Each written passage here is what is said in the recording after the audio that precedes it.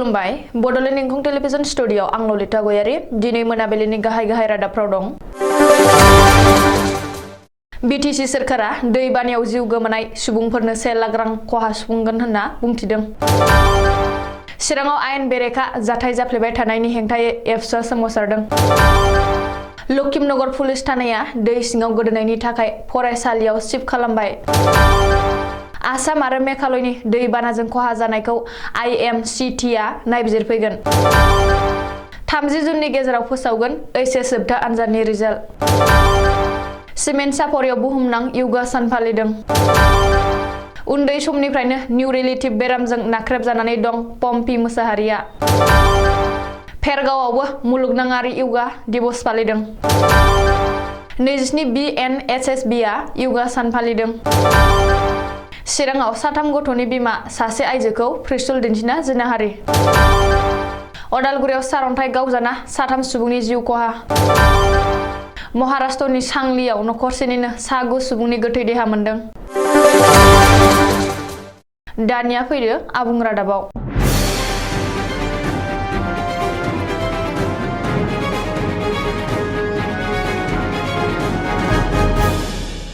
दा समाव मोनसे खौरां फोसावनो लानाय जादों।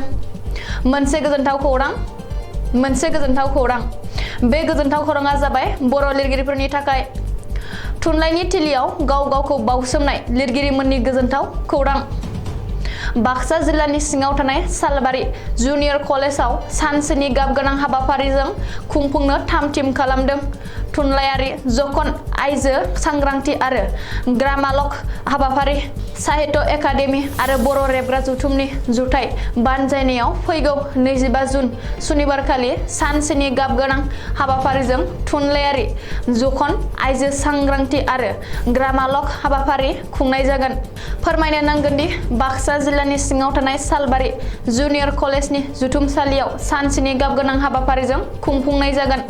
थुनलाइयारि जखन, आइजो सांग्रांथि आरो ग्रामालक बे थुनलाइयारि हाबाफारियाव गासै 6 लिरगिरिमोननि थुनलाइयारि बान्था गथायनायबो जागोन। बर' रेबग्रा जथुमा बोसोरफ्रोमबो बे थुनलाइयारि बान्थाखौ होनाय जायो। देग्लाय बर' रेबग्रा जथुमनि थुनलाइयारि बान्था मोननो हानाय लिरगिरिमोननि मुङा जाबाय फारियै रुपमल बर', माख'नि ब्रह्म, सहायसुलि ब्रह्म, प्रतिमा नन्दि नार्जारि, सुरेश ब्रह्म आरो जिंकिरि बर'।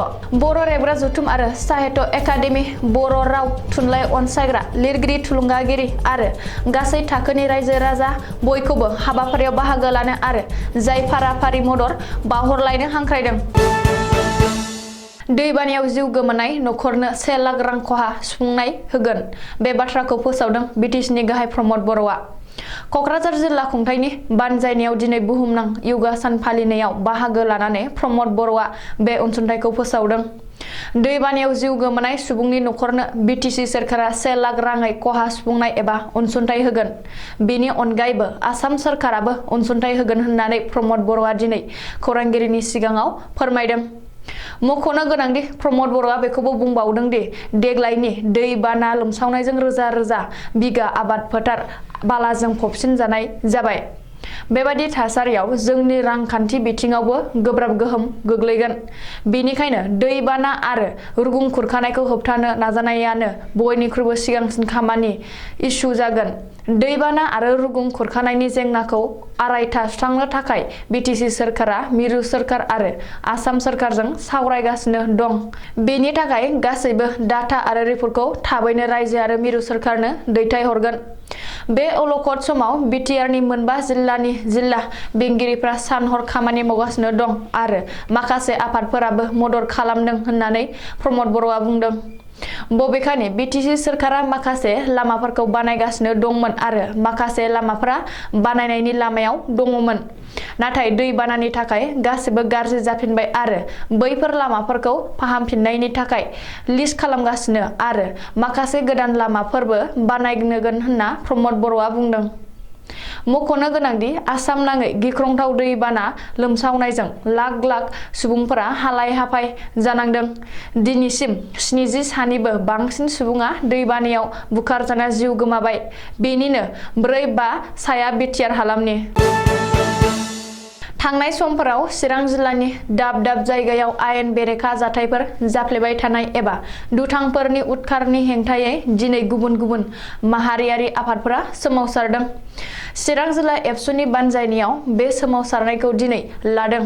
चिरां जिल्ला एबसुनि बानजायनायाव लानाय बे सोमावसारनायाव बर' साहित्य सभा, बर' समाज, आसु, सावथाल फरायसा आफाद, बिटिआर, आख्रासु, अल आसाम बेंगलि युथ छात्र फेडारेशन, गरखा समाज, जायगानि फालांगिरि सन्तान आरो गुबुन गुबुन आफादफोरजों लोगोसे ओनसोलनि हौवा हिन्जाव आरो फरायसाफोरा बाहागो लानानै हानजा सुरो। हानजा सुरनायखौ खासिकत्रा दख'रा एबसुनि मावख'निफ्राय जागायनानै 31 नं राजा लामाजों थांनानै खासिकत्रा बाजाराव फोजोबहैयो आरो मोनसे मेल खुङो। हानजा सुरनाय हेंथा सोमावसारनायनि गेजेरजों चिरां जिल्लायाव जाफ्लेबाय थानाय आयेन बेरेखा हाबा-हुखा आरो हिंसायारि जाथायफोरखौ बन्द खालामनो खावलायहरनायजों लोगोसे दायनिगिरिनि सायाव गोख्रों राहा लानो थाखाय जिल्ला खुंथाय आरो पुलिस बिफानखौ नारसिनो। बे सोमावसारनायाव एबसुनि गाहाय नेहाथारि खनेन्द्र बसुमतारिया बाहागो लायो आरो साफ्रोमबो सुबुंनि धोन सम्पति रैखाथि होनायनि सार्थआव सोरखारा सिखाव दाखाथिफोरनि रोदाखौनो बुखुजोबनांगौ होननानै एबसुनि गाहाय नेहाथारि खनेन्द्र बसुमतारिया दाबि दैखांदों। सिडली बियाबनि एमएलए जयन्त बसुमतारियाबो सोमावसारनाय मेलाव बाहागो लानानै बुंथियो। सोमावसारनाय मेलनि उनाव जिल्ला बेंगिरि निजोहै गिबि मन्थ्रि डक्टर हिमन्त बिश्व शर्मानो गांसे गोसोखांलाइ दैथायहरनाय जायो। मख'नो गोनांदि चिरां जिल्लानि भारत-भुटान सिमना ओनसोलाव दुथांफ्रा हाथियार दिन्थिना रां लुथिना लांनायनि उनावनो चिरां जिल्लानि दाब दाब जायगायाव बेबादि हाथियार दिन्थिना लुथिनाय बायदि आयेन बेरेखा जाथायफ्रा लान्थ्रियै जाफ्लेगासिनो दं। हाइलाकान्दि जिल्लायावबो गोब्राब दैबानानि उदखार। हाइलाकान्दि जिल्लानि लखिमनगर पुलिस थानाया दै सिङाव गोदोनानै दं, जायनि जुनै लखिमनगर पुलिस थानाखौ गुबुन जायगायाव शिफ्ट खालामनो गोनां जादों।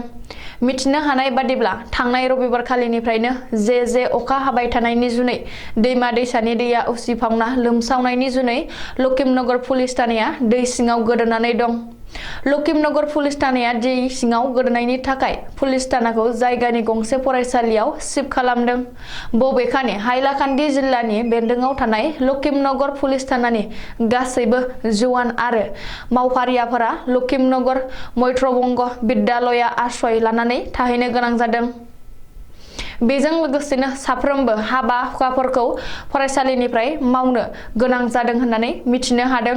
मख'नो गोनांदि दानसेनि गेजेरावनो नैथि खेबनि दैबानाया रायजो नाङै उदखार खालामनानै सरासनस्रा रायजो राजाफोरखौ जालाखार जाहोदों। जे अखा हाबाय थानायनि थाखाय जानाय गिख्रंथाव दैबानाया रायजोनि गुबुन गुबुन जिल्लायाव गाज्रि थासारि लाबोनाय बादिनो हाइलाकान्दि जिल्लायावबो गोब्राब खहा खालामदों। आसामजों लोगोसे नुसुं रायजो मेघालयाव गिख्रंथाव दैबाना आरो हा गिसिखानायखौ नायबिजिरफैगोन IMCT एबा मिरु सोरखारनि इन्टार मिनिस्टारियेल सेन्ट्रेल टीमआ। IMCTआ आसाम आरो मेघालयाव दावबायनानै दैबानानि थासारि आरो खहा जानायनि बागै नायबिजिरफैगोन होननानै फोसावदों मिरु नखर मन्थ्रि अमित शाहआ। मख'नो गोनांदि नखर मन्थ्रि अमित शाहआ टुइट खालामनानै बे बाथ्राखौ फोसावदों।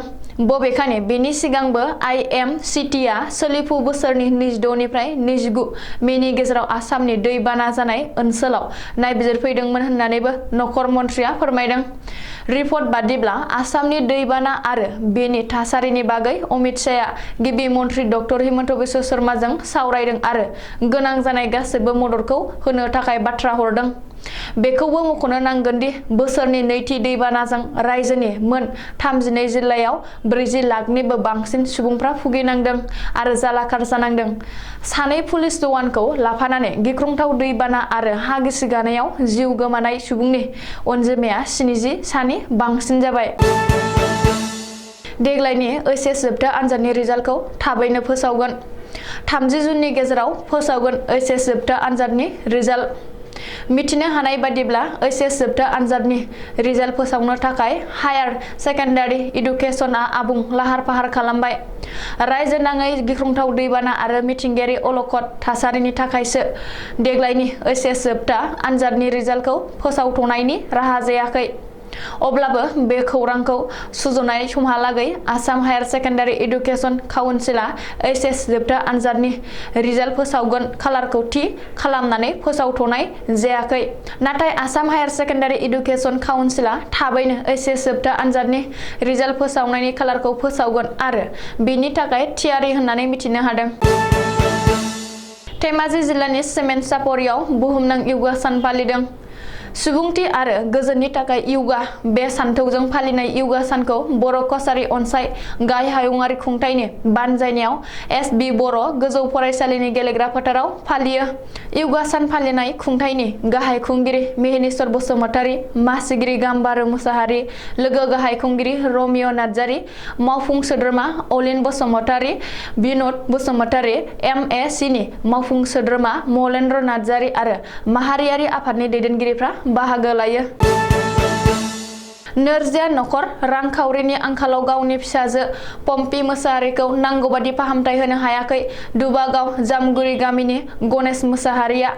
मिथिनो हानाय बादिब्ला बाक्सा जिल्लानि कक्लाबारि बियाबनि सिङाव थानाय दुबागाव जामगुरि गामिनि गणेश मोसाहारिनि नैथि फिसाजो 24 बोसोर बैसोनि पम्पी मोसाहारिया उन्दैनिफ्रायनो निउरेटिभ बेरामजों नाख्रेबजानानै दं। उन्दै समनिफ्रायनो निउरेटिभ बेरामजों नाख्रेबजानायलाय नोरजिया थाबायनो हाया, जिरायनो हाया, खिनाय हासुनाय दुगैनाय नखरनि बिमा बिफायानो आबोर खालामबोनो गोनां जादों। पम्पी मोसाहारिनि बेरामखौ डाक्टरा फाहामनो थाखाय माखासे गोनां मुवानि बाथ्रा होदोंमोनब्लाबो रांखावरिनि आंखालनि थाखाय जगार खालामनो हायाखै। बेनिखायनो आसाम सरकार आरो बिटिआर सरकारनिफ्राय अनसुंथाइ मोननो हास्थायदों। लोगोसे सोरबाफोर गोसो अनफावरि सुबुंफोरा अनोब्ला 349237129228 एकाउन्ट नाम्बार IFSC SBIN 0017203 नि गेजेरजों राङारि मदद हरनो खावलायदों दुखुथिया नखरा। अदालगुरि जिल्लानि सिङाव फेरगाव महकुमायारि खुंथाय आफादनि बानजायनायावबो हादोरजों लोगोसे मुलुगनाङारि योगा दिवस फालिनाय जायो।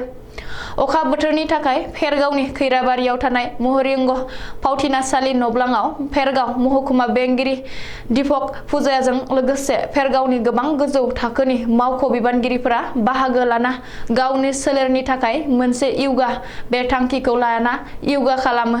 मख'नो गोनांदि बे योगा खालामनाय समाव खैराबारिनि एमसिएलए प्रबिन चन्द्र बर', बारग' एमएलए महेनेश्वर बर' मोनाबो बाहागो लायो। दिनै मुलुगनां योगा सान बाक्सा जिल्लानि भारत भुटान सिमानि नांलाम गेटआव 27 नं BNSSB नि जवानफ्रा जायगानि फरायसाफोरखौ लानानै मुलुगनां योगा सान फालिदों। भारत हादरनि खना खनला जायगायावनो जेरावबो मुलुगनां योगा सान फालिनाय बादिनो 27 BNSSB आबो योगा सान फालिदों। 27 BNSSB नि लोखि बाजार केम्पनि इ कम्पानिनि सामलायगिरि एसिस्टेन्ट कामान्डेन्ट एस बिन'द सिंहनि दैदेननायाव 127 नं राजा लामानि भुटान हादराव हाबलांग्रा नांलाम दावथारा MP फरायसालिनि फरायसाफोरखौ लाफानानै मुलुगनां योगा सान फालिदों।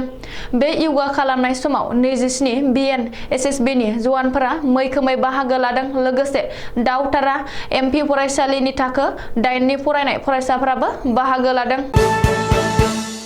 आथिखालाव सरकारा गोरा राहा खाना होसेयावबो सरकारनि गोरा राहाखौ नेवसिनानै आइजो माहारिनि सायाव जुनार आखु बाहायनाय जाथाया अखा नायब्लानो जाबाय थाग्रा जाथाय बायदिसो सानजासै।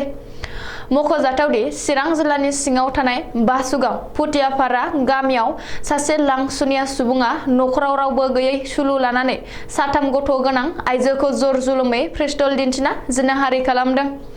सुलुङाव मिथिनाय बादिब्ला लांसुनिया सुबुंखौ कक्राझार सितामारा गामिनि बाहरुल मण्डल उर्फे हले होनना सिनायथिनाय जादों। जाथायनि दायनिगिरिखौ ओनसोलनि सुबुंफ्रा मिथिनानै हमना गोख्रों आगाद खालामना पुलिस बिफाननि आखायाव गथायो। दासान्दि थाद'नाय गैयै जुब जुब अखा हाबाय थानाया गोबां सुबुंफोरनि जिउ खहा खालामनायजों लोगोसे मानसिफोरनि थाग्रा न'-बां, आबाद फोथार, हा-हु, लामा सामा बायदिफोरखौ सिलिंखार खालामलांबाय थादों। मख'जाथावदि समबारखालि हरनि समाव अदालगुरि जिल्लानि आलाइसि गामियाव जुब जुब अखा हाबाय थानायजों गोग्लैफानाय सार अन्थाइजों नांजाना साथाम बर' सुबुंफ्रा जिउ गोमादों। सारअन्थाइ गावजाना जिउ खहा जानाय साथाम सुबुंफोरखौ मनमति बसुमतारी 13 बोसोर बैसोनि आरो रेखा दैमारि 13 बोसोर बैसोनि गुबुन सासेखौ दुलुर बसुमतारी देहायाव थानाय आइजो होनना सिनायथिनाय जादों। दायो जिउ गोमानाय साथामखौबो पस्टमर्टेमनि थाखाय अदालगुरि सिभिल हस्पिटालाव थिसनथाइ हरबाय होनना मिथिनाय जादों। महाराष्ट्रनि सांली जिल्लायाव समबारखालि हराव नखरसेनिनो गासै 6 सुबुंनि गोथै देहा मोननो हादों। मा जाहोनाव थैदों बेनि गुबै खौरांखौ मोननो हाथ'नाय जायाखै। सांली जिल्लानि एसपि गौतम दीक्षितआ गावनि टुइटार एकाउन्टआव लिरनानै मिथिहोदों दि सांली पुलिसआ नखरसेनिनो गासै 6 सुबुंनि गोथै देहा बोखांनो हादों। 3नि गोथै देहाखौ दाबसे जायगायाव मोनदों, नाथाय गुबुन माखासेनि गोथै देहाखौ लेथेर फेथेर मोनदों। अब्लाबो नाथाय पुलिसआ जाथाय जालांनाय जायगानिफ्राय जेबो सुइसाइड नोट मोननाय जायाखै होनना फोरमायदों। पुलिसआ मिथिहोनाय बादिब्ला गुबै जाथायखौ पस्टमर्टेम रिपर्टखौ मोनखांनायनि उनावसो गोगोयै नायबिजिरनो हागोन। दा समाव मोनसे खौरां फोसावनो लानाय जादों। मोनसे गोजोनथाव खौरां। बे गोजोनथाव खौरांआ जाबाय बर' लिरगिरिफोरनि थाखाय। थुनलाइनि थिलियाव गाव गावखौ बाउसोमनाय लिरगिरिमोननि गोजोनथाव खौरां। बाक्सा जिल्लानि सिङाव थानाय सालबारि जुनियर कलेजाव सानसेनि गाबगोनां हाबाफारिजों खुंफुंनो थाम-थिम खालामदों। थुनलाइयारि जखन, आइजो सांग्रांथि आरो ग्रामालक हाबाफारि, साहित्य एकाडेमि आरो बर' रेबग्रा जथुमनि जुथाइ बानजायनायाव फैगौ 25 जुन सुनिबारखालि सानसेनि गाबगोनां हाबाफारिजों थुनलाइयारि जखन, आइजो सांग्रांथि आरो ग्रामालक हाबाफारि खुंनाय जागोन। फोरमायनो नांगोन दि बाक्सा जिल्लानि सिङाव थानाय सालबारि जुनियर कलेजनि जुथुमसालियाव सानसेनि गाबगोनां हाबाफारिजों खुंफुंनाय जागोन। थुनलाइयारि जखन, आइजो सांग्रांथि आरो ग्रामालक बे थुनलाइयारि हाबाफारियाव गासै 6 लिरगिरिमोननि थुनलाइयारि बान्था गथायनायबो जागोन। बर' रेबग्रा जथुमा बोसोरफ्रोमबो बे थुनलाइयारि बान्थाखौ होनाय जायो। देग्लाय बर' रेबग्रा जथुमनि थुनलाइयारि बान्था मोननो हानाय लिरगिरिमोननि मुङा जाबाय फारियै रुपमल बर', माख'नि ब्रह्म, सहायसुलि ब्रह्म, प्रतिमा नन्दि नार्जारि, सुरेश ब्रह्म आरो जिंकिरि बर'। बर' रेबग्रा जथुम आरो साहित्य एकाडेमि बर' राव थुनलाइ अनसायग्रा लिरगिरि थुलुंगागिरि आरो गासै थाखोनि रायजो राजा बयखौबो हाबाफारियाव बाहागो लानो आरो जाय फारा-फारि मदद बावहरलायनो हांख्रायदों। दिनैनि रादाबा एसेनोसै। गोजोन्थों।